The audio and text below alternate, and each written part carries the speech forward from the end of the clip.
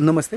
तर केळी उत्पादकांना आणि शेतकरी मित्रांनो, हे पहा, ही जी झाडं आहे ॲक्च्युली पहा, असं जर जवळून पाहिलं तुम्ही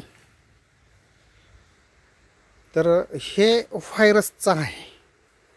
ॲक्च्युली व्हायरसमुळं काय होतं आहे, हे पहा, एकदम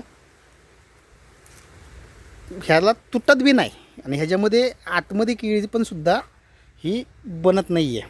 आणि व्हायरसची लक्षणं जी म्हणतो आपण, तर तुम्हाला ह्या गडावरती अशा पद्धतीने व्हायरस तुम्हाला जाणून येऊ शकतो. आणि वरती पानांचं जर म्हणाल तर हे पहा, इकडं वरती जर घेतलं, एक थोडंसं पिवळसर वगैरे दिसतंय ते, हे पहा, अशा पद्धतीनं ही व्हायरसची झाडं असतात केळीची. आणि ह्याचा परिणाम म्हणजे काय होतं, तुमच्या उत्पन्नामध्ये 25 ते 30% घट येते. तर त्यामुळं ही जी झाडं दिसत आहेत अशा पद्धतीची पानं वगैरे, तर ती असतील तर पूर्णपणे बागेतून अशी झाडं काढणं गरजेचं राहील, महत्त्वाचं. हे बघा, हे व्हायरसचे जे गड आहेत, पुन्हा एकदा दाखवतो. ह्या व्हायरसच्या गडामुळं काय होतं आहे, ॲक्च्युली तुम्हाला जेव्हा तुम्ही प्लांटेशन करता त्याचा इम्पॅक्ट हा तुम्हाला साधारणपणे एक 8-9 महिन्यानंतर, वेन झाल्यानंतर जाणवायला सुरुवात होते. परंतु ती पानांची लक्षणं दाखवली तुम्हाला. बघा, हे पान दिसतंय तसं जर झाडं तुम्हाला सुरुवातीलाच वाटली तर ते काढून घेणं कधी पण फायदेशीर राहील, सगळ्यात महत्त्वाचं. त्याच्यामुळं फण्यांची संख्या व्यवस्थित मिळत नाही, गडांची निर्मिती व्यवस्थित होत नाही आहे. तयार झालेली फणी आहे, तर बघा, तोडायला गेलं तरी तुटत नाही लवकर. आणि आतून अशा पद्धतीनं ही केळी तयार होते. म्हणजे ह्याचा उपयोग नाही आहे. दुसरी गोष्ट, हे बघा, असं केळी बनली जाते. आणि हे व्हायरसमुळं आहे सगळ्यात महत्त्वाचं. असं दाबलं की एकदम असं, हे बघा, आकारसुद्धा बघा असा चपटा झालेला आहे पूर्णपणे. म्हणजे हे व्हायरस, हे पहा, व्हायरसची लक्षणं. केळी वाटते का, प्लास्टिकची केळी असल्यासारखे वाटते. सगळ्यात महत्त्वाचं हे आहे.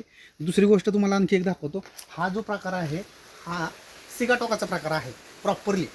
आणि ह्यामुळे म्हणजे व्हायरसचं दाखवलं तुम्हाला गडाची कंडिशन कशी आहे ती, हे सिगाटोका आहे. आणि याचे परिणाम म्हणजे सरासरी ॲव्हरेजली 25 ते 30% तुम्हाला उत्पन्नामध्ये केळी पिकामध्ये घट येते.